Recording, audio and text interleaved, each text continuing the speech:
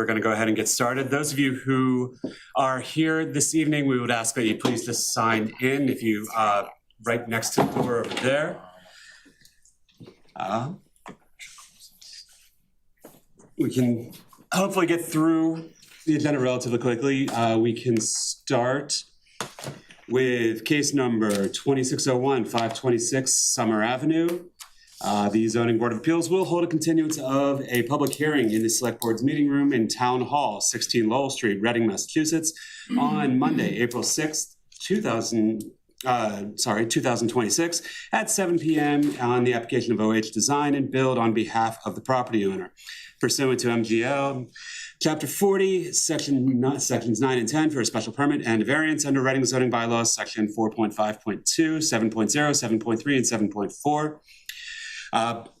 To construct a two-story addition that extends an existing non-conforming side yard setback and that results in the structure exceeding the maximum allowed lot coverage on the property located at 526 Summer Avenue, Assessors Map 8, Lot 116 in Reading, Massachusetts. Before moving forward with this particular matter, we did receive correspondence from the petitioner from a Mr. Michael Gomez regarding this property at 526 Summer Avenue, stating, please accept, it's addressed to Amanda Beatrice, who is present. Please accept this email as formal notification that I would like to withdraw without prejudice the application for a variance special permit regarding the property located at 526 Summer Avenue, Reading. And they ask that this matter be removed from tonight's agenda. Would accept the withdrawal without prejudice. Second. And all in favor? Aye. So the application for 526 Summer Avenue, application number 26.01 is withdrawn and dismissed without prejudice. So moving on to the next matter on the agenda, that is case number 2602, 107 Woburn Street. The Zoning Board of Appeals will hold a public hearing in the Select Board's meeting room at Town Hall, 16 Lowell Street, Reading, Massachusetts, on Monday, April 6, 2026 at 7 p.m. on the application of Attorney Joshua Latham, pursuant to Mass General Laws, Chapter 40A, Section 9, for a special permit under Reading zoning bylaws, Section 7.0 and 7.2, and or pursuant to Mass General Law, Chapter 40A, Section 10, for a variance under Reading Sections 5.3.2, 6.3, and 7.4 to convert an existing non-conforming medical office use into a new non-conforming multifamily residential use in a single-family district on the property located at 107 Woburn Street, Assessors Map 16, Lot 36 in Reading, Massachusetts. Unless there is an objection, I will dispense with the reading of the abutters list, except to say that the abutters were notified as were the following: the Select Board, Town Clerk, Police Department, Fire Department, Building Department, Conservation Commission, Health Department, Assessor's Office, Engineering Division, CPDC, members and associate members of the Board of Appeals, as well as the planning boards of Wakefield, Linfield, North Reading, Stoneham, Woburn, Wilmington. Now, ladies and gentlemen, testimony given before this board is taken under oath, so if you think you may want to speak, we would ask that you please stand and raise your right hand. So please stand and raise your right hand. I swear that the testimony given by me before this board will be the truth, the whole truth, and nothing but the truth. The response is, I do. I do. Thank you. You can have a seat, and we'll get to you in just a minute. Attorney Latham. Good evening. Attorney Josh Latham here tonight on behalf of the applicant. I had submitted a presentation. I don't know if it's possible to bring that up. The presentation for 122, John? I submitted one for each. Oh, okay. I was having issues with OpenGov earlier. Understood. So sorry. Okay. Have the ability to go to OpenGov, so it's not those two, because I don't think I sent these ones over. So if you go to Z, click on In the meantime, I can quickly introduce the case. So I'm here tonight on behalf of 107 Woburn Street LLC. It's an LLC that purchased the property just late last year from Dowd Medical Group. The principal of this entity is a Michael Sullivan. He is a longtime Reading local resident, graduated in 1992 from the high school. to kind of give you a sense of other projects he's done in town. He did the Schoolhouse Commons project over at St. Agnes. I think that's a really nice testament to the quality of his work, that he does care greatly about the community and inclusionary housing opportunities. So you can always reference that as if we're thinking about what would this look like at the end of the day. That's a really nice reference point. So to continue, why don't I talk quickly about the property itself? So the property is located in the S15 district. It's at the intersection of Woburn Street and High Street. I think it's a pretty well-known intersection right across from the depot. The lot itself is 18,013 square feet. It is conforming for that district. The existing structure is also conforming. Sorry, not a problem. Is also conforming with regard to all setbacks, height requirements, lot coverage requirements, and so forth. The only thing about this property which is unusual is the use. So originally it was single family, constructed in about 1906. In 1971, the Dowd Medical Group, Dr. Dowd, actually purchased the property at that time, obtained a variance from this board to convert the use from single family to professional offices. Then again in 1984, they went and got another variance to do a sizable addition to the rear of the building. So the building you see today is not the single family home that was built in 1906. It was almost doubled in size, which if we get to the photos, I can show you where that addition was. So for over 55 years, it's been used for commercial purposes.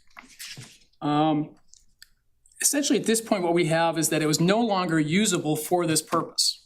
You know, medical demands have significantly increased over the years. This is an old building. It was very segmented. It was 2 stories, so you couldn't have patients going up and down the stairs with ease. There is no elevator. As a result, that's why the Dowd Medical Group moved. They're now located on Washington Street in Woburn in a newer office building with multi-levels, elevator, and so forth, laboratories, etc. This left this property no longer really usable for the medical offices it was originally intended for in 1971, and really no longer usable for single-family use because it's been so substantially altered over the years that it simply is not to that purpose.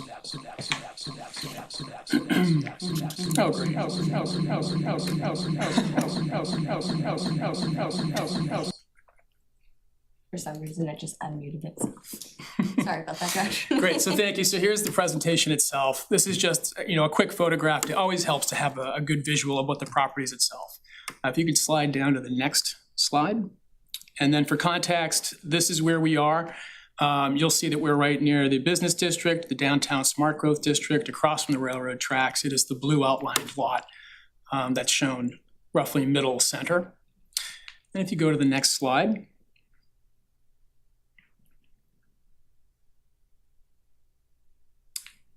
And if you could go one more, great. And this is just meant to give some perspective from the various views you get through the public thoroughfares.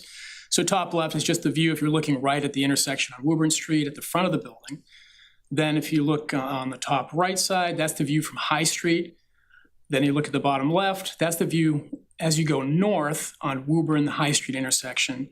And then the bottom right is when you're facing easterly on Woburn Street at the intersection. You can see it to the left there. And if we go to the next slide.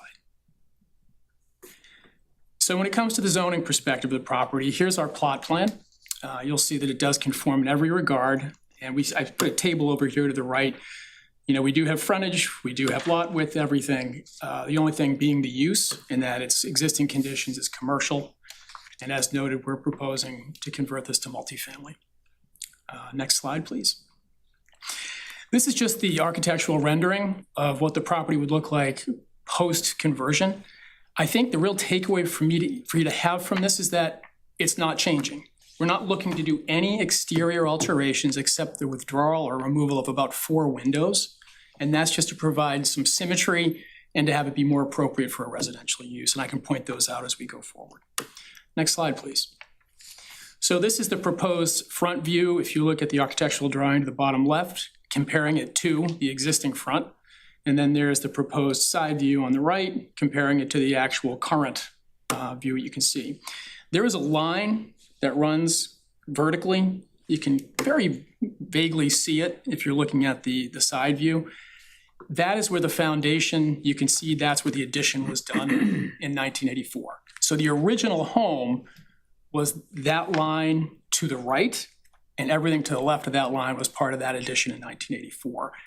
That addition in 1984 was purpose-built for medical. It was never actually used in any way for single-family residential. Next slide, please. So then what we have is the existing commercial layout, and what I'd ask you to take away from this is that you'll see, if you look at both the first floor and the second floor, it's a series of small clinical rooms for patients. Every room has its own sink. You'll see that there's a series of medical storage closets and medical storage areas. We have waiting rooms, reception rooms, offices. None of this is built towards single-family purpose anymore. Next slide, please. This is the applicant's proposal to convert the property into 6 apartments, and it would be 3 apartments on each floor. It complies in every single regard with handicap access, with fire code. Everything would be actually brought up to code, so it's appropriate for residential use. Next slide, please. So this turns to the variance criteria. And just to summarize really what I think are long explanations of those standards, it really comes down to uniqueness, hardship, no substantial detriment to the public good, and it will not derogate from the intent of the zoning bylaws. Next slide, please. So that first standard, and this is the specific language taken right from 48 section 10. So essentially the point is, are there unique circumstances relating to soil conditions, shape, topography of the land, structures, especially affecting such land or structures, not affecting generally the zoning district in which it is located? I would pose to you that this property is incredibly unique. It's in a very unique location. It is configured with frontage on 2 major roads in town, High Street and Woburn Street. And then when you look at the character of the property, it has been so uniquely and substantially changed over the last 55 years. It does not really have any semblance of single-family purpose that it originally had back in 1906. You'll also see that it's across from the MBTA commuter rail station, parking, tracks, and then the current building. When you consider uniqueness, it's not just the lot itself, it's the lot or the structures. That's in the statute and in the town bylaws.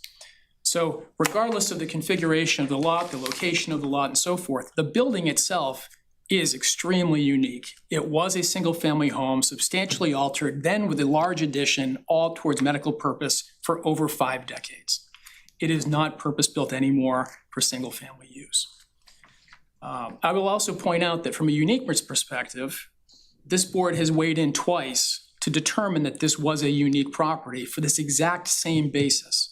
When it wasn't single-family, it was converted from single-family to medical office in 1971 and again in 1984 because the property was found to be so unique and that single-family use was a hardship that it warranted a variance on 2 prior occasions.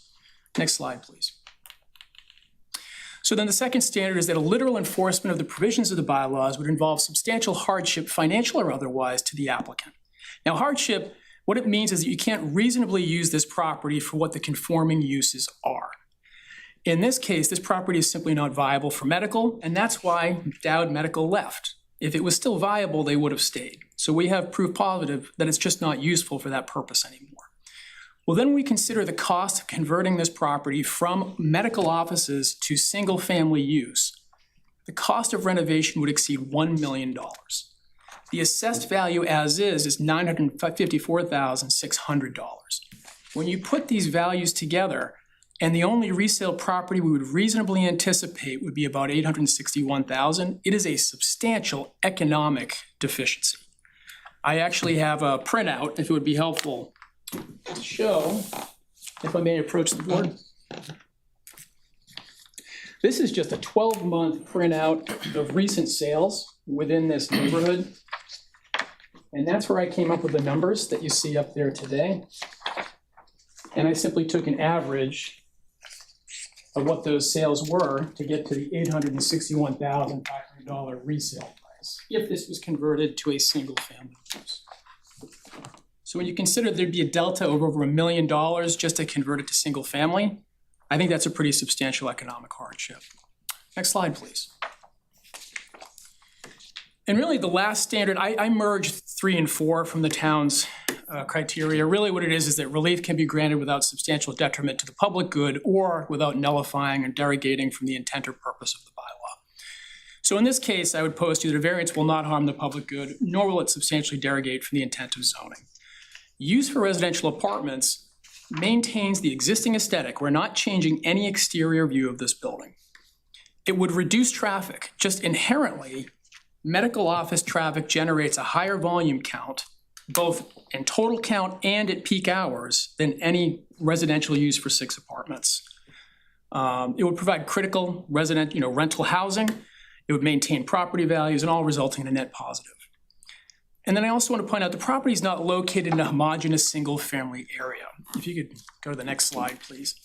Really what we have is a diverse mix of uses. Even though we're in an S15, we're at the edge of the business. We're right within the commuter rail area. This is a vibrant part of the downtown. What I've done here is I've put a yellow marker on every single multifamily property within this map. If you go to the next slide.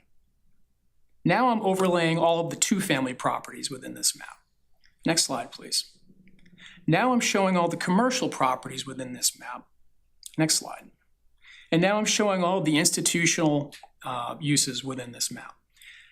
The takeaway I'd like to have you from this is simply that we're not really in this homogeneous single-family district. Conversion to a multifamily use, 6 one-bedroom apartments, it's a very reasonable use. It's actually consistent with the neighborhood. And it would be an appropriate use when you consider all of the other diverse uses within this area. Next slide, please. So then the last standard being, again, that desirable relief can be granted without detriment to the public good or nullifying or substantially derogating from the intent or purpose of the bylaw. I would pose, from a neighborhood perspective, this is a transition zone. It's the edge of the S15. It adjoins the Business B and the DSDG. We're right near the MBTA station with significant commuter benefits. And this use is consistent with other existing uses. When you look at the use itself, residential is inherently more conforming than office, than business. This is a residential district, and if we want to anchor this in, how is this somehow conforming? Well, at least it's going to be a residential use that we're proposing. We're not looking to do retail. We're not asking for restaurant. We're going back to a residential purpose. Multifamily is consistent with other uses and it has significant reduced traffic impact. The aesthetic will not change. We are actually prepared to reduce the parking lot size. This has 18 parking spaces. Even if only 1.5 spaces are required per apartment, and we did 2 instead, just to ensure there was no traffic or parking issues, we could still eliminate 6 parking spaces. And the applicant is very prepared to do that. And I think it might be a way to help kind of, take it from that commercial look and make it even more residential feel. And lastly, we would argue this is consistent with zoning. If you look at section 1.0 of the zoning bylaws, it lays out all of the intent and purposes of zoning. These are 3 that I've specifically pulled from our own zoning bylaws. Number 1, to encourage the most appropriate use of land. 2, to conserve the value of land and buildings. And 3rd, to encourage housing of all incomes. Next slide, please. So that concludes my presentation, and I'd be happy to answer any questions you might have.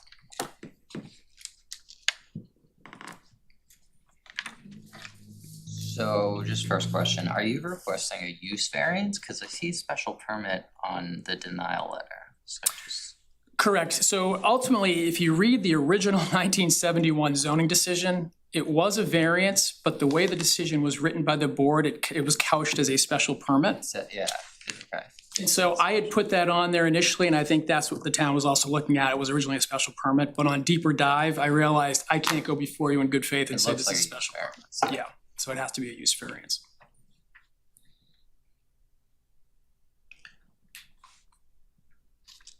One of the arguments your relative made in the previous way back, 1971 here, just says their uniqueness argument was that it wouldn't be able to be sold as a residential use.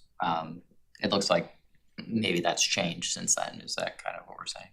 No, I guess what I'm saying is that it's almost the same argument as it was in 1971 and 1984, that we could sell it for single-family use at a significant financial loss. Yeah, and it just, the cost of converting it to single-family use exceeds the actual property value.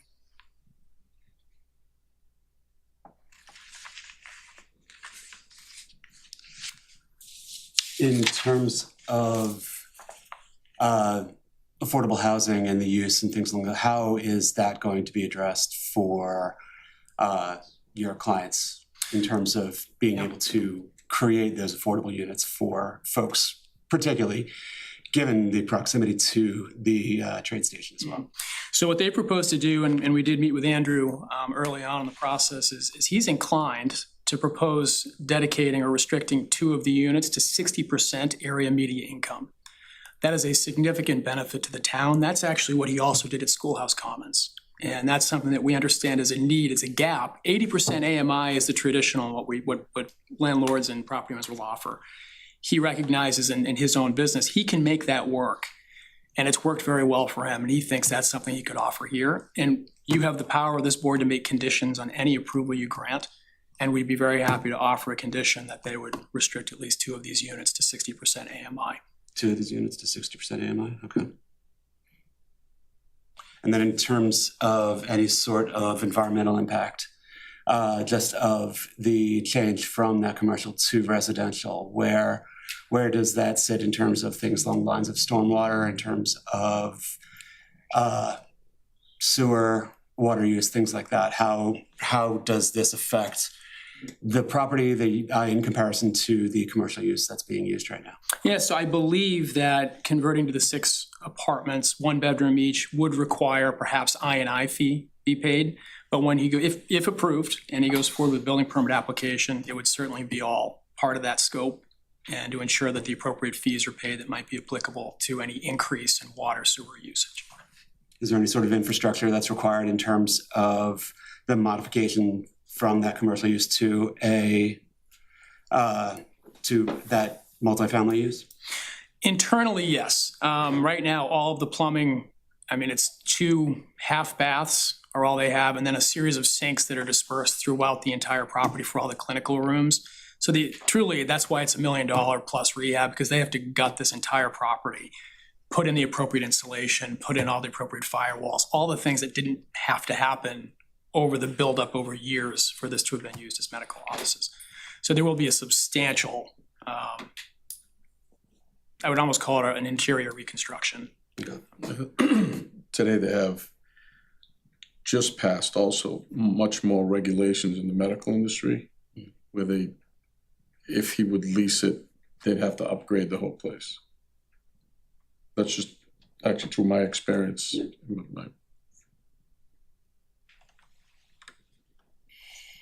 And then you said that it would be entirely ADA accessible, ADA compliant. Would that include a separate elevator for ADA purposes for folks on the second floor, things like that at all? Well, I'll clarify. So the architect has done an analysis as to ensure that it would be accessible where it needs to be accessible. Okay. So as a conversion rather than new construction, I think there are certain exceptions that would allow the second floor not necessarily to have to comply with full ADA, Okay. but the first floor would be, I think what's the term? ADA. ADA ready or something like that? Yeah, it's like ADA ready or ADA, Something. yeah. Okay. But from an exterior perspective, I know I didn't point it out, I probably don't really need to, but there's only on 2 exterior views would there be a reduction in windows. So we're not really doing any other exterior work. The fire escape is already there. I think if you look at it, it's more a beautification. I'm trying to say like we're gonna put in window boxes. I mean, things like that to make it feel a little bit more like that residential aesthetic. Does the board have any other? Did you reach out to MGH or anyone? Just kind of curious. It doesn't seem practical anyways, but Who? at MGH or Tops are No, they haven't. So when we purchased it, it was in a lot of discussion with Dowd and why they were leaving. Yeah. And it was pretty clear Okay. that the level of effort that would be required to continue using this in any kind of a medical way was so significant they were not going to invest in it. doesn't seem practical. One of the other questions on our list here is whether your client would be open to restrictions for future additions and expansions to accessory uses. Yes, in fact, we'd be open to both that and a condition that this is really only while this building stands. I mean, we're not looking to buy this, get an approval for use and tear it down and do an end around. I mean, this is to say, this client he's a local guy. I mean, he wants it to be a lasting reputation that he cares about. He would take this property, he's gonna convert the interior, and he's gonna continue to rent it for that purpose. He has no intention of doing anything else in the exterior other than site improvements. So like landscaping, maybe screening or something like, we already have some good screening between this property and the Church of the Good Shepherd. We could always add that as well, if that would be useful to other sides, and to try to reduce the parking. You know, if it's the board saying, hey, we don't need 18 spaces, it would make a lot of sense to take some of that pavement out of there. What is the screening between this property and the abutting property on High Street? There really is none. I mean, what we have now is the way Dowd had set up the parking, cars pull right into the lot line. Okay. And yeah, you can see it in the top right, and then there is a chain link fence, and that's it. So part of what we're looking to do, or propose to do, is to really remove as many of those spaces as we can, still maintain probably 12 that are more set back, and then build that into a buffer area.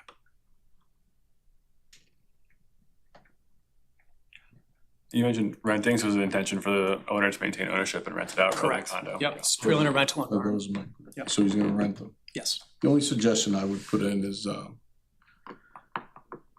if he, I don't know if he allows pets or in his rentals, Traditionally, he does. yeah, maybe have a section for, Go outside. I just seen it. Yeah. No one has Sure. respect sometimes You know, good management is critical of that. for other tenants. Yep. And would the owner be managing the property himself, or would he be? Yes. Okay. So if it helps, they also manage Schoolhouse Commons, the Met, and the Rise Building. So there are 3 other examples that he's managing now. And he's very, very familiar with affordable housing. I mean, all of them have affordable components to them as well. Anything else from the board? Okay, Attorney Latham, we can actually open this up just to the public, and I could just Certainly. ask members of the public if you'd like to come up and speak.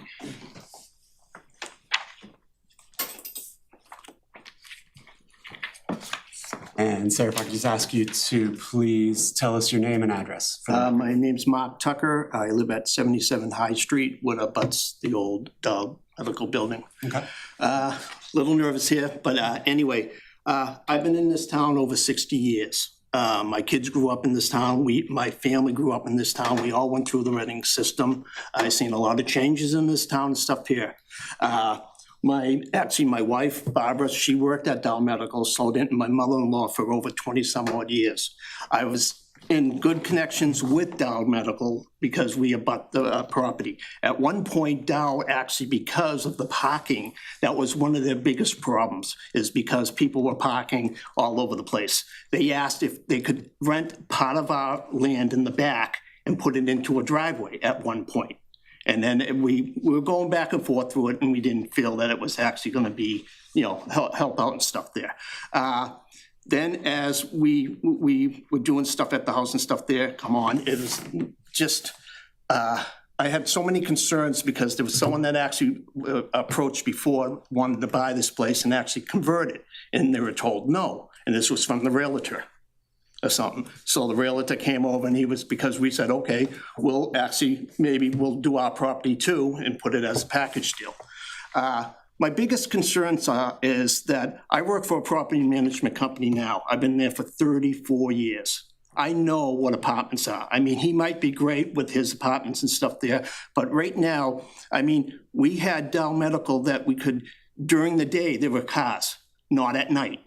The weekends, hardly anything there. So we weren't getting the flow of cars. If he puts 6 units in there, that's 24/7 that people are gonna be coming in and out.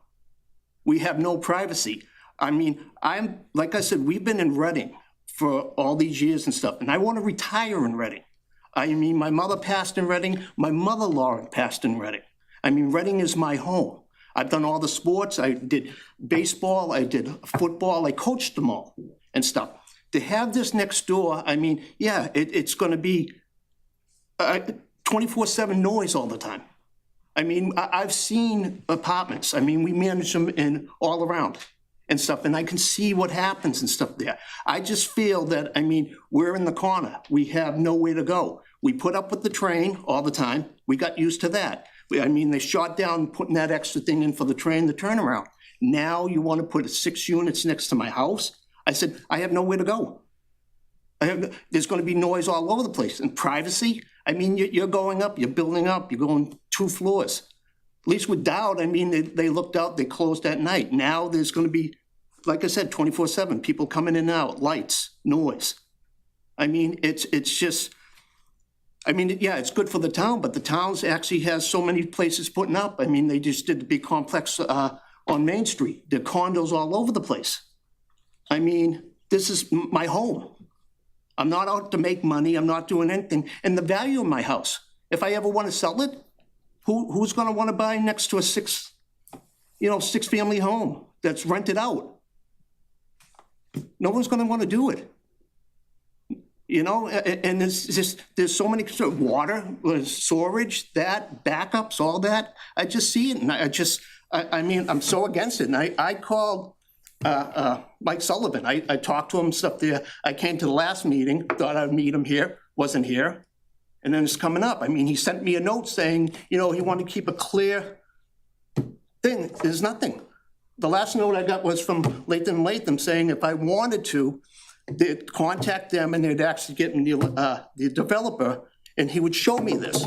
So, I mean, it's just ridiculous. It's not going to be my home anymore. I mean, my grandkids come over there and stuff there in the yard and stuff. I said, yeah, you know, and to cut it down, I mean, but biggest thing is, to me, it's just, I could go on and on. But I mean, it's just my home, my family. We grew up here. I have a lot of ties in the town of Reading. And I just don't think it's a place there. Yeah, it's the train station, stuff like that there, but there's a lot of other places. Main Street, all that. It just, you know, it's almost like drawing us out, pushing us out of our home. You know, and down the line, you know, he says now that it's going to be apartments. Down the line is condos. I've seen them. We've done it. We've turned them over. It's just, yeah, I mean, I don't think anyone really wants to live next to an apartment building. So. I completely understand the train issues. I sympathize with that. Since it's not entirely practical to have a medical facility here anymore, what would you rather see there? I'd rather see something else. It doesn't have to be medical. You want to bring businesses into this town. You're drawing people. We got enough places, condos. What would you rather see there? What there? Not six. Well, what would you rather see there? Something besides that. Like I mean, what? I don't know. Maybe. If it was a restaurant that was open till 10, 11 o'clock at night with even more people going I'd be through. up here telling you the same thing. No, I don't want a restaurant. I think something like you could find a law office, a management office. There's other things out there that you could do. What I want, I don't want to have 6 apartments next year. The single bedroom. 1 bedroom. Still, it's 6 apartments, single bedroom. You got 2 people each time. It's all hours of the night. I mean, no disrespect or anything there, but I mean, I'm confused. I don't understand what you're saying.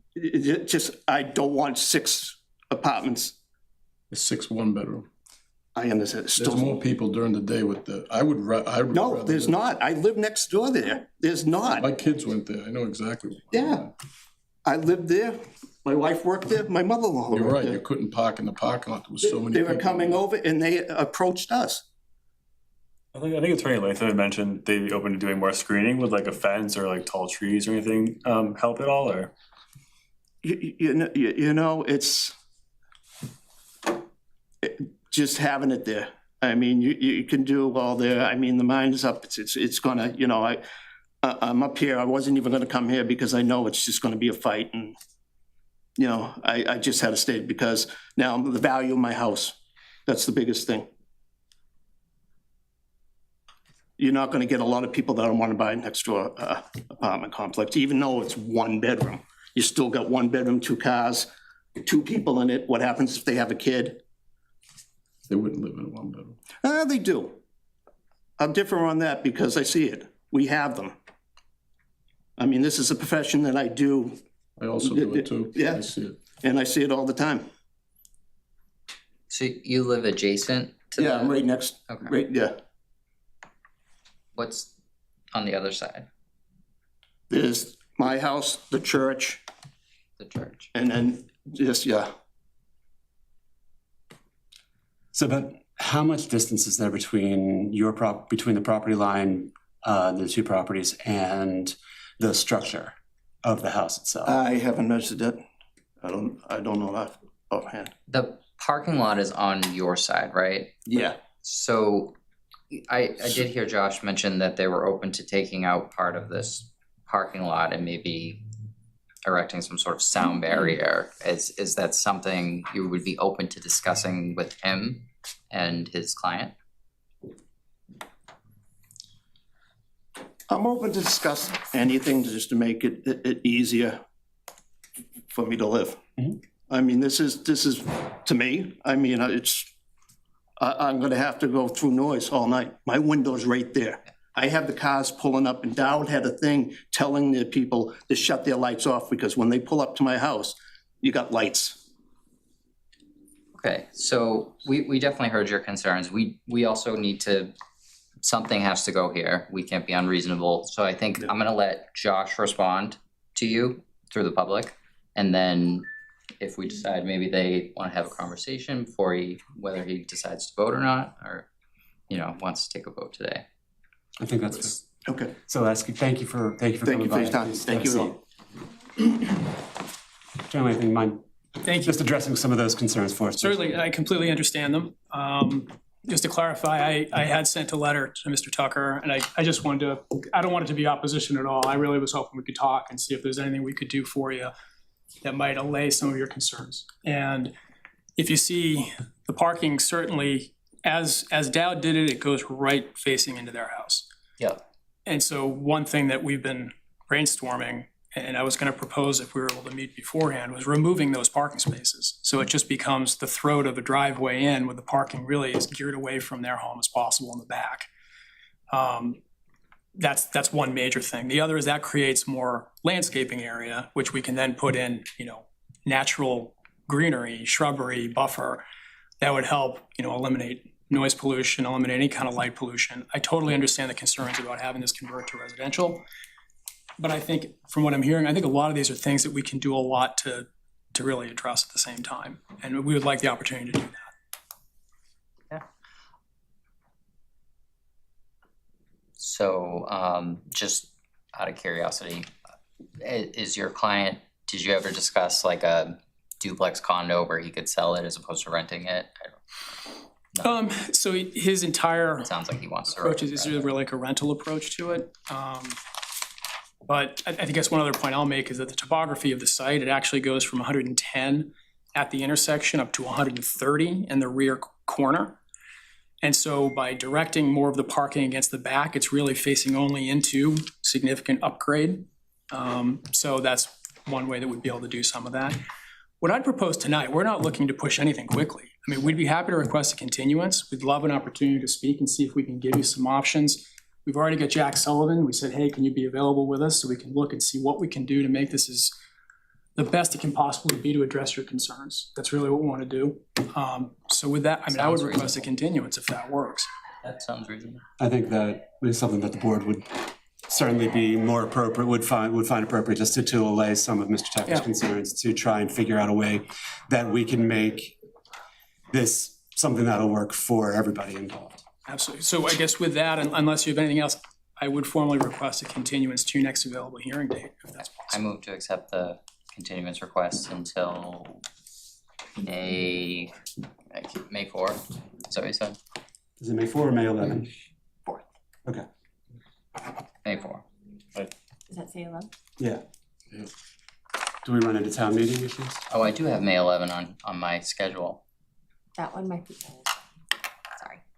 but May 4th is the first Monday. I want to say you had another meeting that day or something. And one of the months you changed. Yeah, I have the 11th in mind. So is it actually the 11th? Is the next hearing date?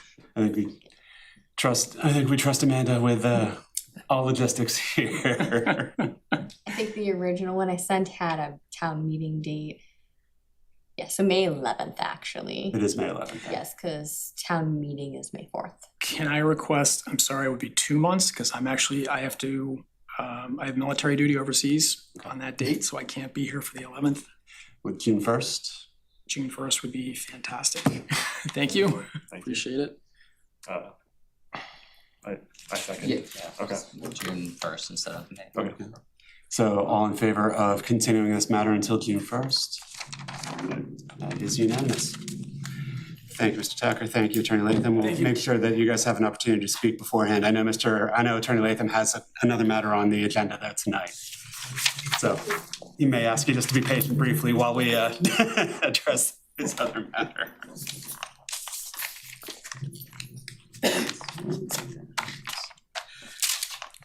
So Attorney Latham, we'll actually go with case number 26-03122 John Street.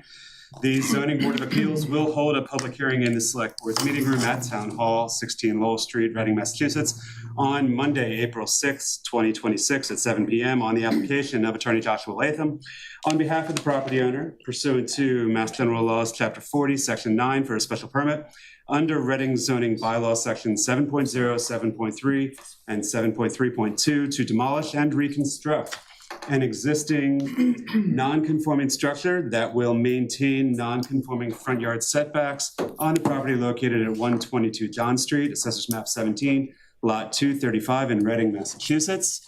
Unless there is an objection, I will dispense with the reading of the abutters list, except to say that the abutters were notified, as were the following: the Select Board, Town Clerk, Police Department, Fire Department, Building Department, Conservation Commission, Health Department, Assessor's Office, Engineering Division, CPDC, members and associate members of the Board of Appeals, as well as the planning boards of Wakefield, Lynnfield, North Reading, Stoneham, Woburn, and Wilmington. Now, testimony given before this board is taken under oath, so if you would think you may wish to speak on this matter, we would ask that you please stand and raise your right hand. Thank you. I swear that the testimony given by me before this board will be the truth, the whole truth, and nothing but the truth. And the response is, I do. I do. Thank you. You can go ahead and have a seat, and we'll ask Attorney Latham to go ahead and present for 122 John Street. Good evening. Attorney Josh Latham here tonight on behalf of Flagstone Realty Group Incorporated. We are before you tonight with regards to an application for a special permit pursuant to section 7.3.2 of the zoning code. With me this evening is Susan Mahoney, who's the principal of the applicant. Next slide, please. So again, just want to give you a context of where we are. What you'll see is the green outline property is the one that we're discussing. You'll see that we are located off Village, and where you can see some of the apartments, the Lakeview Apartments, and then Walkersbrook Drive. Next slide, please. So to give you perspective of if you're viewing the property as you're driving either down John Street or John Street Court, the property is on the corner of John Street and John Street Court. And the first view, obviously from John Street as you're approaching, the one on the right, top right, is the view from John Street as you're coming to John Street Court. The next view is turning right onto John Street Court, and then the bottom right quadrant is the view from John Street Court as well as you're passing the property. Next slide, please. I think it's also useful to take a perspective down the streets to get a sense really of the neighborhood, because that's the critical component of your determination today is this something that's appropriate for the neighborhood? And so I think what I'd say, it's a really nice neighborhood. You have these really great houses that have been built over the years. A lot of them are circa 1920. Some context for this zoning district. So this is an S15 district. It was originally the S10 district, and in 1994, the town wholesale changed S10 to S15. As a result, it rendered pretty much this entire neighborhood as non-conforming for lot size. And further, it rendered a lot of the homes non-conforming for setbacks. So that's kind of an important piece to keep in mind as we discuss the property. Next slide, please. So this is the existing conditions plan. I've circled 2 points where you'll see the front yard setback. Now, because we are on a corner, the town interprets zoning to require that we have 2 front yard setbacks. So if you look at the one on John Street Court, not only does it not have any setback, it actually encroaches into the private way. Then when you look at the setback from John Street, it's just over 12 feet, which doesn't comply with the current requirements of zoning. Next slide, please. what the client is proposing to do is to tear down the existing home, to center the property, the new home on the lot, conforming with setback requirements. I do want to point out one piece of it, and that's essentially note 1 to the zoning table. So whereas the S15 district requires a 20-foot front yard setback, which would essentially render this property almost unusable, there is that footnote, which is listed at the bottom right, which makes clear that what you can do in situations where the houses on either side of you have less than a 20-foot setback, you can take the average, and then you can apply the greater of 10 feet or the average of those two setbacks. In this case, we have a setback average of about 9.5 feet, so that results in a 10-foot setback requirement. Hence, the proposal shows conforming front yard setbacks on both John Street Court and John Street. The reason that we need to request a special permit under 7.3.2 is because we don't qualify under 7.3.1. And that's because we are not only non-conforming for lot size or frontage, we are also non-conforming for lot width.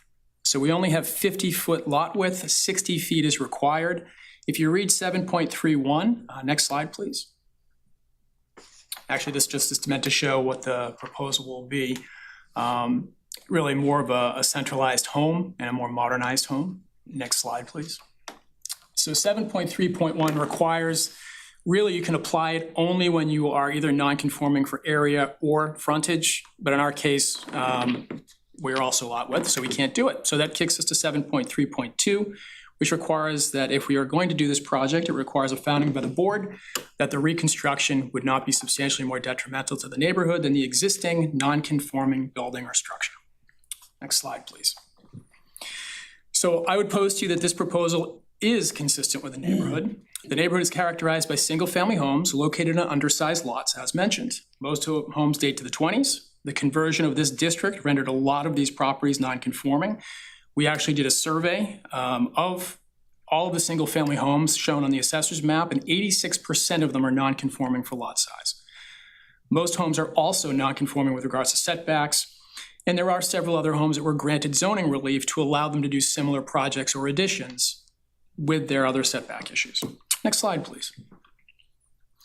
So where I'm going to go with this is we're looking again, the property is the one outlined in green, and I'm going to highlight, if you move to the next slide, all the properties that are non-conforming for lot size.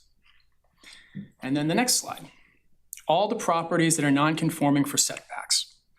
So when you consider the character of the neighborhood, this home is really consistent with every other home. And if you actually go back one slide, if you don't mind, the properties with the red star are other properties that were granted zoning relief to do either additions or reconstructions on their property. So there is precedent that would be allowable for this type of a proposed reconstruction. Next slide, please. And the next slide. So again, going back to that standard that the board is to adhere to, the question is, will this project be substantially more detrimental to the neighborhood than the existing non-conforming?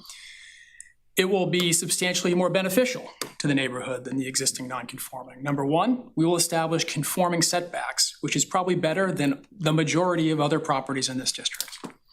Number two, it eliminates the encroachment onto John Street Court. We will now be entirely within our lot lines.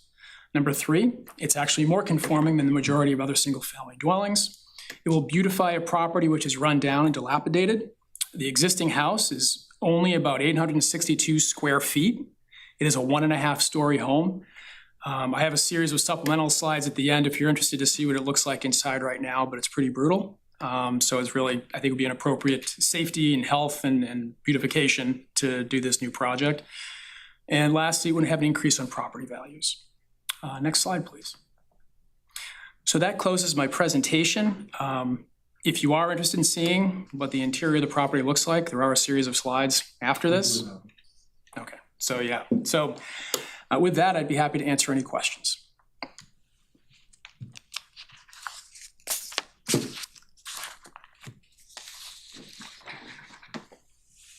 The plot plan we're using is March 6, 2026, right? That's the most recent. That's correct, yes.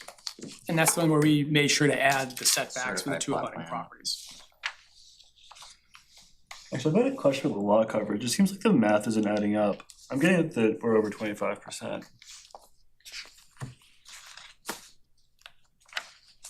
do 23 times 55, that's more than 25% of 50 by 100.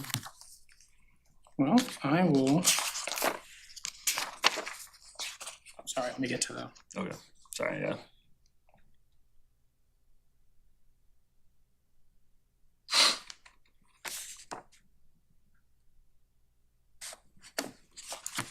Glasses, so I have Okay, no worries. a better version.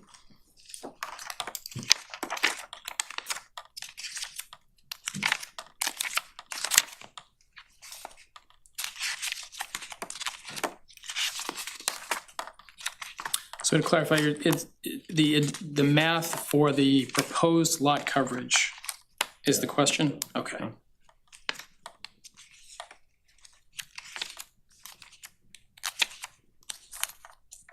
Well, I will admit I'm deferring to the engineer.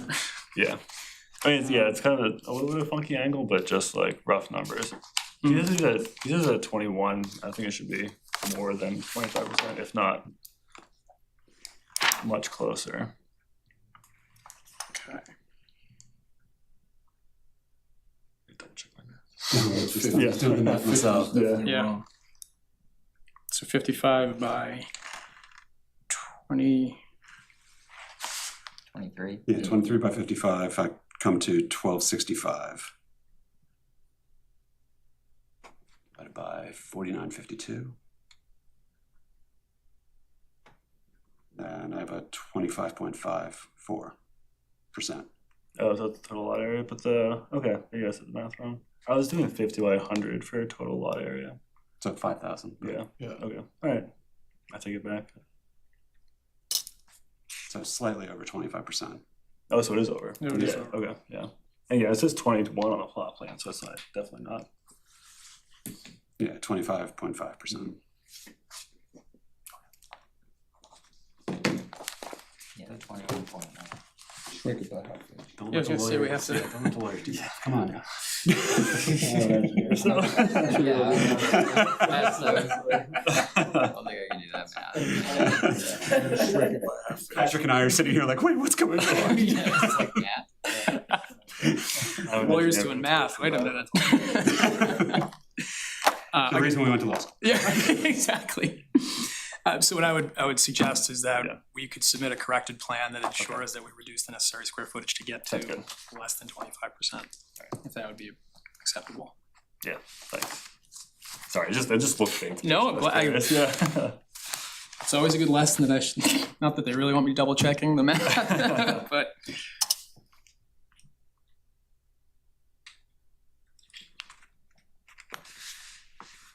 But other than that, I don't have any No comments. questions.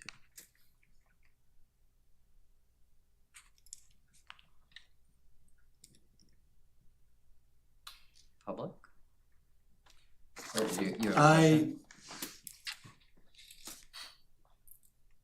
Just from a precedent thing, from a precedent standpoint, I'm trying to remember,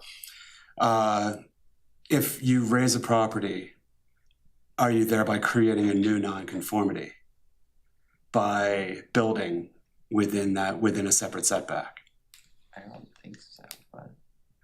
That's my only issue is that by raising the property, is it basically just you start at 0 and then suddenly with the property that's being built, is that going to be a new nonconformity that creates another issue? I didn't know if there's any precedent or any sort of information that you can certainly let us know. sure. So there is the ability to build within the same footprint, which we don't want to do. And then in granting the special permit, it's kind of wholesale, and that's saying that we're allowed to relocate the structure, a new structure, on a different footprint, which is another key distinction from other parts of zoning, Yeah. centralized to the lot. What I can say is the lot is going to comply with every single setback. So we actually will be conforming. So we're taking a non-conforming situation, we are making it fully conforming on a setback basis. Okay. Well, particularly, and given the circumstances and given the footnote in section 1, I would imagine as well. Exactly. Yep. Okay. Says reconstruct or structurally change. Yeah. So just some of the language, just, yeah. If you see the other house encroaches over the lot line. Oh, yeah. Yeah. Oh, yeah. No, I absolutely, I'm just trying to make sure that everything is set in terms of the language.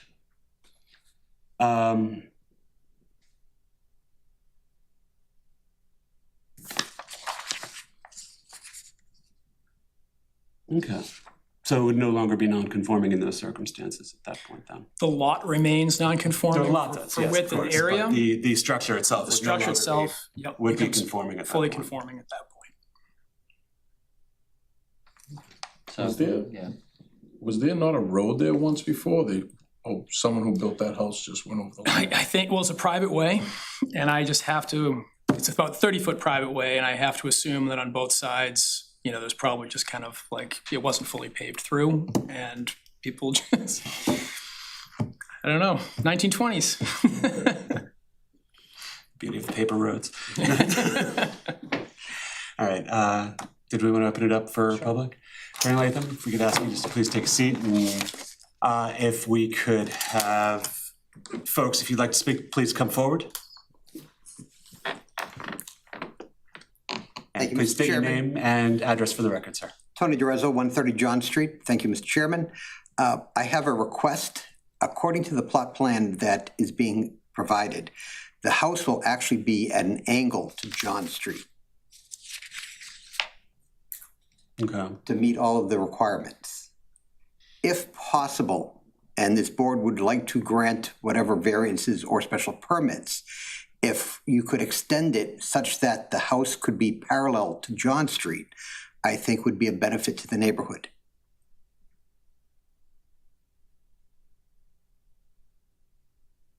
In what way, Mr. Jarrett? Just from an aesthetic standpoint? Or From an aesthetic standpoint, it would, as you're walking along John Street, you would actually see the houses would line up nicely and straight, as opposed to this kitty corner one that kind of brings your eye and detracts from everything else around it. Then it'll be off on the other street. It would be off on the private way, which is basically traveled only by the 5 or 6, John Street. as opposed to John Street, which is a major, well, it's not a major thoroughfare, but it is a highly used street in town. And even then, if it's kitty corner, it's still going to be better than today where it's actually into the street.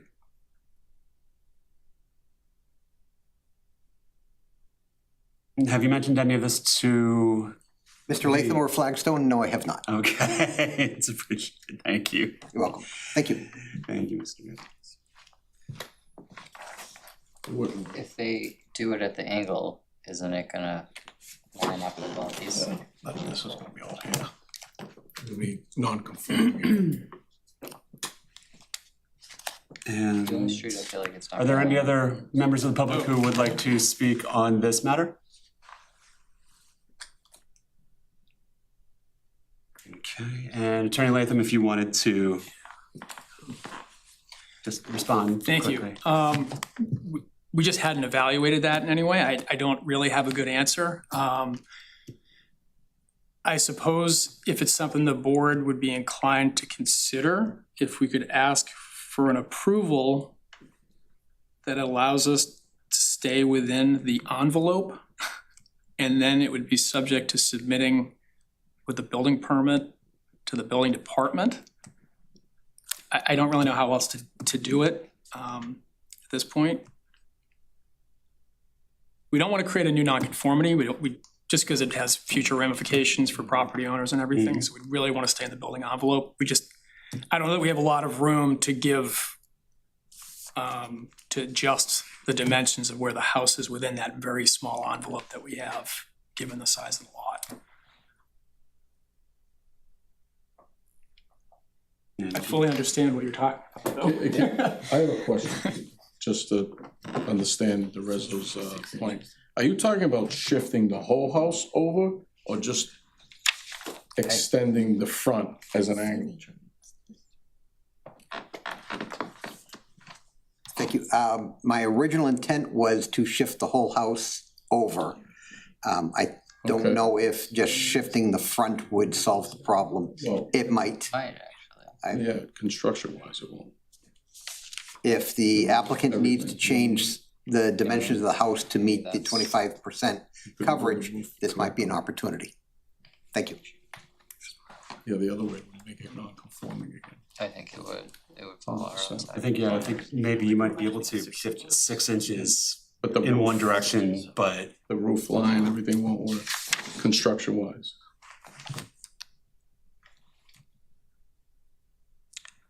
I'm inclined to, I think you leave it as is.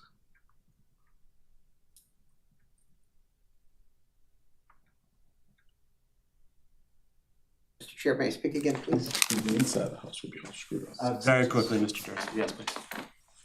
This is simply a request. Has nothing to do, I think, putting up a new building is better than the one that exists. Thank you. Thank you. Appreciate it, thank you. Thank you for the clarification.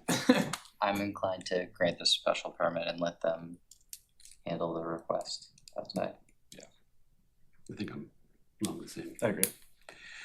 Are there any other members who would like to speak? Members of the public, okay. We will close public comment. I believe, is there any other questions or concerns among the board? No. Is there a motion? I move to grant the petitioner's request for a special permit under 7.3.2 of the Reading zoning bylaw. For the violation of the S15 single-family district setback lot size, what I guess we're calling it, just the lot coverage. I think for the non-conforming lot. Yeah, for the non-conforming lot. Size, yeah.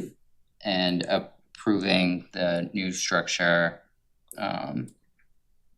after raising what's there. And in conformity with the updated certified plot plan here for 122 John Street, Reading, dated March 6, 26. Who is this? Prepared for Flagstone Realty Group Incorporated. Who is this? Oh, by Boston Survey Incorporated.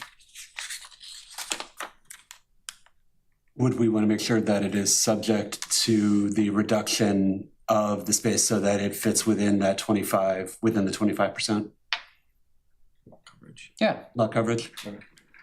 and then you have those additional, you got them. Petitioner shall submit to the building inspector a certified plot plan of the proposed construction and proposed foundation plans prior to the issuance of a foundation permit for the work.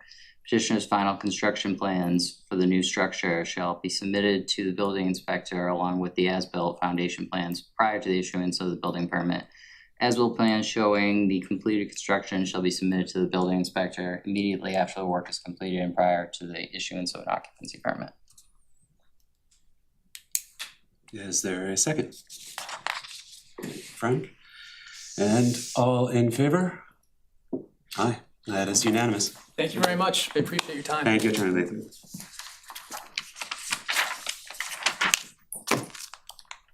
Alrighty. Folks, thank you very much for your patience this evening. We appreciate it. The next matter we have is case number 26-0490 John Carver Road. The Zoning Board of Appeals will hold a public hearing in the Select Board's meeting room at Town Hall, 16 Lowell Street, Reading, Massachusetts, on Monday, April 6th, 2026 at 7 p.m. on the application of Brett Jackson pursuant to Mass General Law, Chapter 40A, Section 9 for a special permit under Reading zoning bylaws, Section 7.0 and 7.3, and pursuant to Mass General Law, Chapter 40A, Section 10 for a variance under Reading Sections 4.5.2, 6.3, and 7.4 to demolish an existing non-conforming single-story garage and construct a two-story addition, extending the existing non-conformity, construct a deck extending the existing non-conforming rear yard setback, and a wraparound covered porch, creating a new front yard non-conformity on the property located at 90 John Carver Road, Assessors Map 32, Lot 80 in Reading, Massachusetts. Unless there is an objection, I will dispense with the reading of the abutters list, except to say that the abutters were notified, as were the following: the Select Board, Town Clerk, Police Department, Fire Department, Building Department, Conservation Commission, Health Department, Assessor's Office, Engineering Division, CPDC members and associate members of the Board of Appeals, as well as the planning boards of Wakefield, Linfield, North Reading, Stoneham, Woburn, and Wilmington. Now, testimony given before this board is taken under oath, so if you think you may want to speak, we would ask that you please stand and raise your right hand. I swear that the testimony given by me before this board will be the truth, the whole truth, and nothing but the truth. And the response is I do. I do. Thank you. And if you could please go ahead and give us your name and address for the record. Great. My name is Brett Jackson, 90 John Carver Road. Thank you, Mr. Jackson. Why don't you tell us what's going on? Yeah, great. Good evening, members of the board. Brett Jackson, along with my wife, Margot, are the owners of 90 John Carver Road with our 2 little boys. I'm here tonight requesting a special permit and 2 variances in connection with a larger home renovation that we've been planning with our architect, Christopher Clocher. I'd like to briefly walk you through each of the 3 requests, explain why we view each of them as necessary, and show you that the project as a whole is a net improvement to the property, the neighborhood, and the zoning compliance with some of the revisions that we're making to the rear deck of the home, which I'll describe. I'm asking for 3 things. Would it be helpful for me to walk through everything and then open it up to questions? Is that the easiest way to go forward? Yeah, probably the easiest. Okay, great. So really, to give you a lay of the land, the first item that I'd like to describe is the special permit for the increased height of a non-conforming attached single-story garage. We're proposing to rebuild the existing garage structure with a more structurally sound foundation and to replace that structure with a 2-story addition in a Cape style consistent with the other homes in the neighborhood. Importantly, the footprint of the garage in question here does not change at all in this design. We're keeping entirely within the existing footprint and not expanding outward in any way. And the height of the existing structure is 21 feet 1 inches, with the increased, with the new plan being 25 feet 2 inches. So essentially, the purpose is to create a living space that's consistent with, our family. We're increasing the conditioned space from 2,400 square feet to 3,300 square feet. And the space above the garage will serve as a primary bedroom to be on the same level as the 2 other bedrooms in the home, so that we're able to be on the same level as our 2 young boys, which is critical for us just with a young family. I'd also like to draw the board's attention to a very similar project that was approved at 102 John Carver Road, which is not next door to us, but the house next to that was approved in August of last year. In that case, the applicant, Sarah and John, brought a similar special permit request for a similar garage to build a master bedroom over theirs. In that instance, the permit was approved unanimously, noting that our project or that project did not extend the nonconformity and improve the home's functionality. Our request in this instance is materially the same footprint, updated foundation, upward expansion only, and improved functionality for our family as we grow. So I did deliver some design plans. I don't know if you guys have access to them. Yeah. So you can see in the elevation drawings, it's A4 and A5. We were purposeful in trying to maintain the consistency of the home and keep a Cape style view. So you can see that it's shingle style, proportions, similar to the rest of the house, and that of the surrounding neighborhood was really a critical component for us. The second request is a variance request for a front covered porch that wraps around the front corner of the home adjoining John Carver and Woodland Street, which is the dead end there on the garage. Correct. Yep. So the second item, that we want to, I just want to give you a sense of the property. 90 John Carver Road and Woodland Street, and our property, you can see, is a triangular corner lot. So it's not a typical, interior rectangle lot, right? And because it's a corner lot, it's subject to 2 front setback requirements of 20 feet. that alone significantly reduces the buildable envelope for us to make any modifications to the front of the house. But there's also a second constraint that's really challenging us as we're trying to figure out ways to improve and expand the home. In the back corner, there's also conservation land that we're working with. So we're essentially constrained by three different kind of areas. We have the two front setbacks on the street side, and then on the rear side, we have the conservation land. The rear deck that you see proposed there in the back for the right side there, I did meet with Chuck in the Conservation Commission and was able to obtain a minor permit, minor projects permit, but we were right up against that buffer of the 100 feet. Yeah, so we really don't have any option to go any further out to the back, right, or make any other changes because so much of our property, even though we're, I think, 12%, of the lot is currently covered. We're going to 14%, but there's really not a ton of area on the property that is buildable for us to make any types of expansion. So what we're dealing with, right, property squeezed from three directions really, right? John Carver Road, Woodland, and the back is where we're kind of at. So to answer the four questions laid out for these, first criteria, whether there's special circumstances of the soil, shape, and topography that affect the property specifically, but not the zoning district generally. I think here it's pretty clear. We have a triangular lot at an intersection subject to 2 front yard setbacks. That alone is unusual in this area, but add to that the conservation buffer at the rear, which was formally recognized by Chuck in the special permit. That combination I feel is not common and is specific to this parcel of land.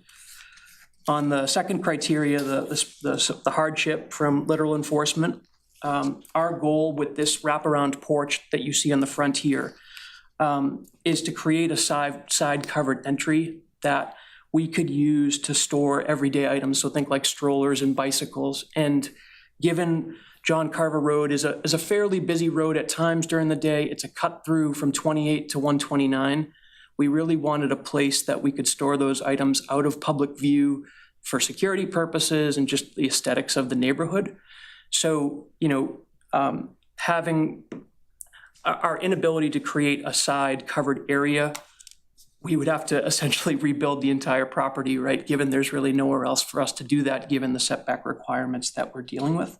So we haven't really been able to figure out a workable alternative outside of just ripping that side piece off and just going with the front entry and trying to figure out where to store those things elsewhere. The third item, no substantial detriment to the public good. First, from our perspective, I think we have two specific reasons that we don't think it's contributing to the public detriment. First, from our perspective, the encroachment on that front porch is minimal. So it's 2.1 feet is the calculation. And it's not the majority of the porch or a wall or anything. It's the corner of the porch where it meets those two areas. A single point is that setback. This is not a situation where it's an entire addition or an entire wall. And the second area is the property line. And in some of the images that I submitted, and you can't really see it, on the corner of Woodland Street, our property line is kind of created with a series of 6 to 7 foot shrubs on top of a 2-foot stone wall. So along our property line, along the corner of the street, is an 8-foot wall of shrubs that kind of shields the side of our house from the public to begin with. So our perspective is that a change of this would not be accessible to drivers or pedestrians. It wouldn't create visibility concerns or sightline issues with traffic, given it's a dead end, right? And this image is from 2012, where the shrubs have grown quite significantly in the past 10 years. Probably should do a better job manicuring them, but it gives us some more privacy on that side. So, as you can see, it's minimal in terms of what the impact would be from the street. Were you looking, did you have a question or? Oh, no, I was just trying to get the little Oh, no, image there so you can see what you're I talking appreciate it, about. thanks. Yeah, okay. I'd also like to enter into the record, I do have a letter of support from our closest abutters, the Johnson Hoolahans. Happy to give an approach. So they are the closest abutters to us. If you look at the property there, To the left? yeah, they're these guys right. Kind of directly behind. Yeah, so our property line, the existing deck that we have in the back is 10.7 feet from their property line. You know, we become close neighbors in that you can see inside their house into their living room where it feels like we live with them sometimes. They are fully supportive. We've consulted with them throughout the process to make sure that they're comfortable with the design and it doesn't interfere with kind of their lifestyle as they're quite often in the backyard, and we, spend a lot of time together. So happy to let you guys review that for a moment.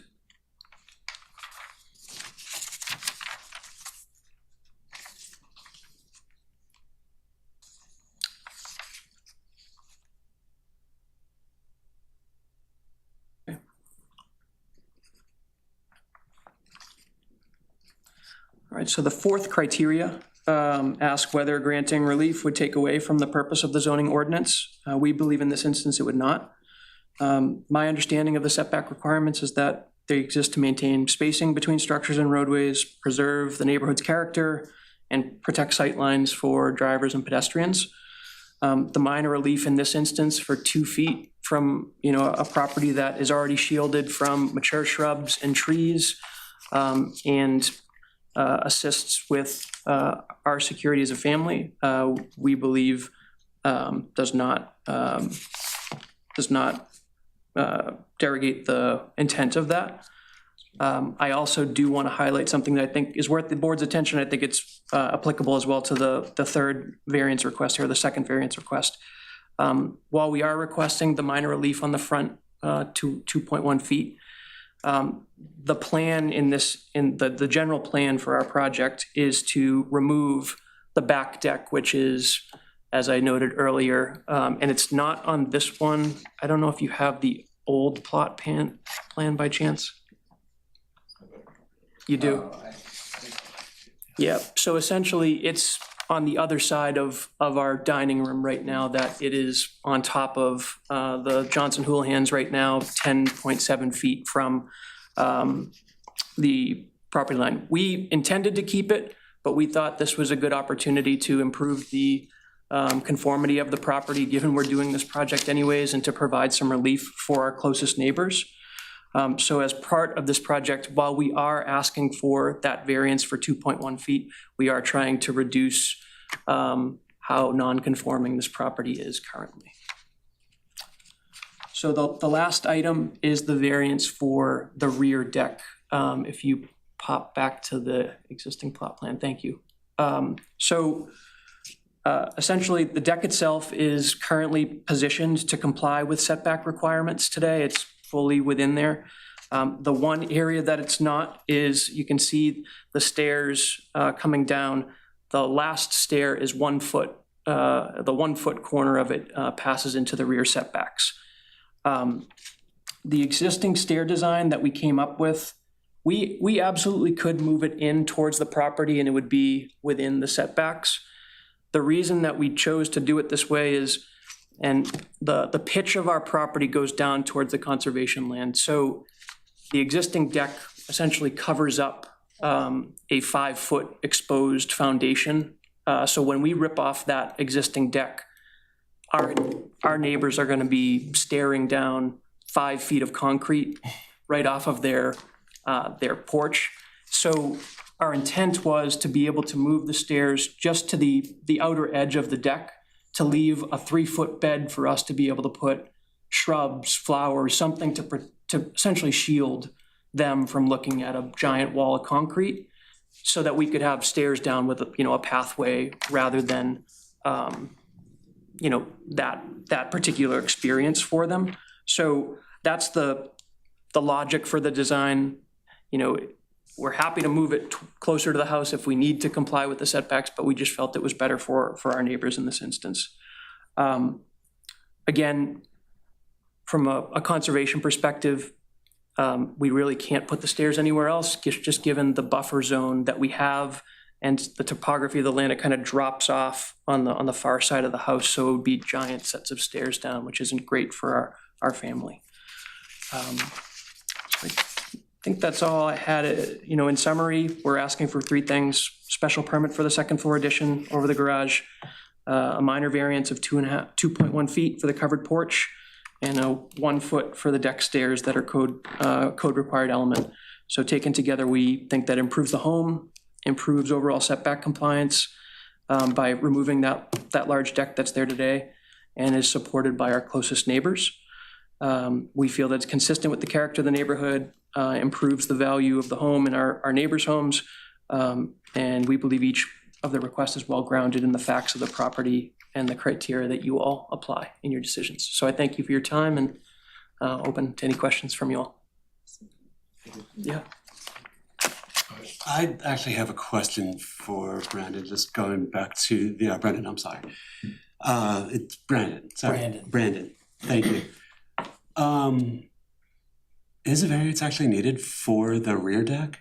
No, I believe the deck itself is not in the setback, so the stairs, per Glenn Redmond actually, that the stairs, the egress stairs, They're not included they as don't- part of. they're excluded from setback requirements. So then that would be, he'd be able to do that completely Okay, entirely great. by That's up right. to you whether you wanted to move them over to be kind of in the middle of that square. But there. as they are right now. As they are, they're okay. Oh, great. All right. In the denial letter, it said the stairs, so I was just going off of what the denial letter said. Yeah, Okay. your proposal to build a deck in the rear of the house extends into the rear yard setback and would require a variance.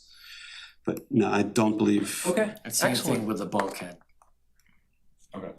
As long as it's not covered. It's not. Yep. Not It part of won't. the It won't be. structure. And So we're we'll actually change. considering in the as-built plans or the plans, we're actually considering moving it over up against the house just so it's fully out anyways. But yeah, it doesn't. Required. Okay. So then, yeah, so that variance isn't necessary, so I Okay. don't have necessarily an issue there.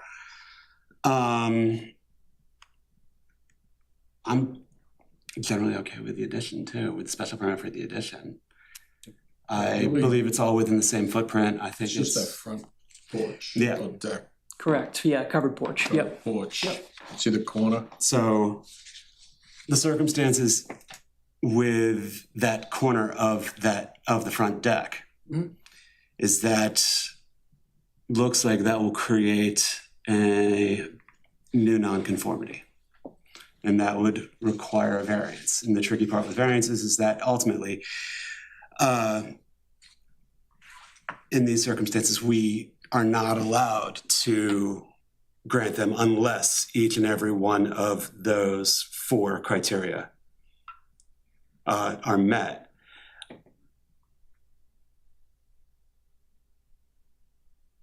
I think just, obviously I understand it's 2 feet. I get that.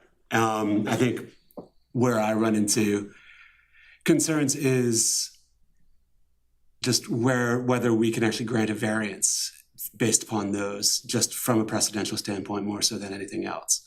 Because folks will tend to try and say, well, you granted it for this, but this is just going another foot beyond, or another foot beyond, or another foot beyond. And ultimately, it just goes further and further. That's one of the concerns that we have to take a look at in terms of just precedential value, in terms of those particular types of things. I don't know if you've had the opportunity to discuss design or anything with that front porch to do a wraparound so that it may be compliant. Maybe able to mark it so it is compliant rather than maybe doing a rounded Could I deck. ask him something? No, yeah, please. Yeah, Frank. well, because you're talking about the That corner. Yeah, that corner, Yeah, because so I that is see the that only it thing. wraps around the house, right? Yeah. And it goes to that outdoor shed or outdoor, Yeah. It's like a lean-to. Yeah. that's within that's compliant. Storage lane. Yeah. It's literally So what, only that I mean, corner. at this case, he tells you legally what we're bound to. Sure. You know, it's a nice design. I mean, if you just took the front deck covered porch and just squared it right to the, I looked it over here, it looks like you'll be in compliance instead of wrapping it around. Yes, we Just to would. know, because we're held by certain law, bylaws. Understood, yeah, I mean, we certainly could cut it off there. I think the challenge that we would have is, Yeah, what is it, why you wanted to go all the way around? yeah, so, Aesthetics, so. no, essentially, I mean, it's a main road, right, that we would like to be able to, you know, at the end of a night, when you're taking for a walk, just throw the stroller right to the side of the house where it's not on the front of the home. Oh, I get it. Right? And covered, right? And, you know, with kids, you've got bikes and all sorts of things like that, right? So throwing them on the front of the house wouldn't be something that would be, you know, possible for us, right? We'd have to put it down in the basement or something like that. So this was our attempt to have something minimal, right, that allowed for us to put those things in those places to avoid kind of the hardship there of those activities.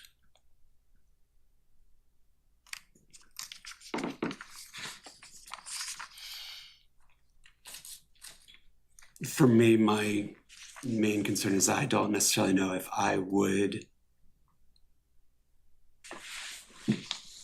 consider that design, or just kind of those design concerns as an actual hardship. Okay. That's my only concern there. And again, we are, Found, I understand. yeah. So I think it could be a design issue. It could be something where trying to figure out another way to address and kind of get what you are looking for Yeah, through another method. That may be something that may be more appropriate, where a variance isn't necessary.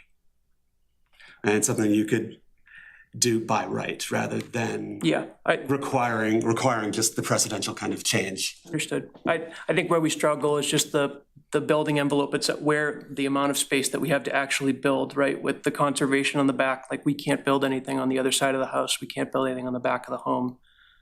There's just very, very little space for us to be able to do that. But I understand your position, for sure. Any other? So you could either redesign or request that you go, oh, Well, one of the things, I mean, I think we can probably go forward. I have no problem going forward with the special permit request. Okay. I have no issues with that, and it may be something where if you were potentially interested in trying to figure out another way to address that issue without necessarily requiring the variance,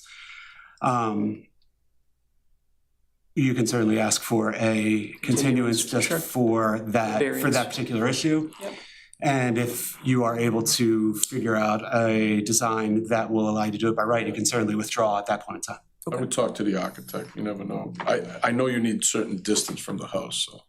Yeah, that's kind of what we're But you could, struggling maybe he with. might be creative, or, Yeah, 'cause I know you wanna, we've tried a lot. you don't It's been wanna a hold this couple- up just for a little corner. Yeah, well, and that's kind of where we're at. We've been it's like 3 months of back and forth with the architect, and we haven't That's been why able we to have come the up with anything. attorneys to tell us what we're bound to. As far as the substantial hardship, you need to try and prove that your situation is unique to all your other neighbors, and I get the topography, I think you've cleared that perfectly. I mean, the shape with your conservation too. Yeah, I mean, if you maybe talked about it with the architect, whether you or him come back, you still need 4 people no matter what. Typically, we have 5 that you Yep. can vote. Yep. So, I mean, it sounds like you might not get it today, but maybe with a different board, 5 people, we Sure. all kind of differ. Just throwing that out there. Okay. Well, I appreciate your feedback. No, of course, yeah. Yep. So I'd be happy to request a continuance if you all would be open to it for the variance. So they would both have to be continued? Oh, they would both have to be? Yes, because it's one application. So when the decision is posted, I only have the one set of abutters envelopes, so they have to be voted on in the same meeting. And for logistical matters, it looks like we may have to continue the, Okay. May 11th. so the next meeting hearing date is May 11th. Okay. Unless you just did a correction, you guys were, What is it? unless he decided now to make a correction. You guys were. If they withdraw, they'd have to remove. For the, Yeah, unless you wanted to make a correction now to it. to the porch? Yeah. You guys put language in there, right? Well, I think, I'm just Did you giving wanna an discuss option. it with the I'm giving you an architect a little option. bit I don't know more? if you- That's if it was still.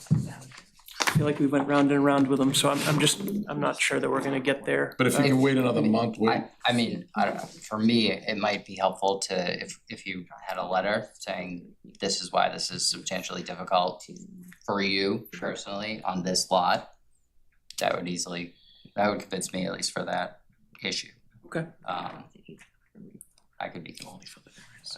Okay. And So, again, generally it's a circumstance where obviously, as Patrick mentioned, there's normally 5 people. yeah, And Amanda had you let me need, know that was gonna be yeah, and four, you need yeah, I four, was you rolling need the 4 dice. votes. Yeah, understood. You Okay, don't wanna crap out. yeah, okay, well then, I guess if I could request a continuance to be considered for both, then. Okay, Yeah, anybody Make a want motion to continue this case till May 11th. second. and all in favor? Thank you, gentlemen, appreciate it. Thank you. Thank you, Amanda. Thank you. Great night. Good luck. You too. Thank you, appreciate it. Looked at the minutes, did we get minutes? We did. All right, and I guess that leaves minutes as the only other.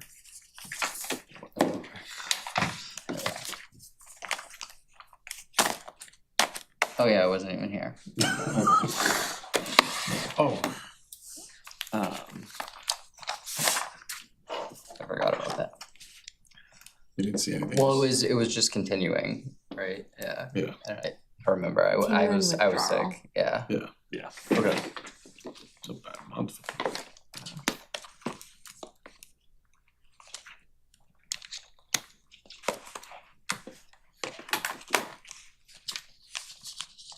I don't see anything. Yeah, we just kind of rolled right through last month. Yeah. I make a motion to approve the minutes.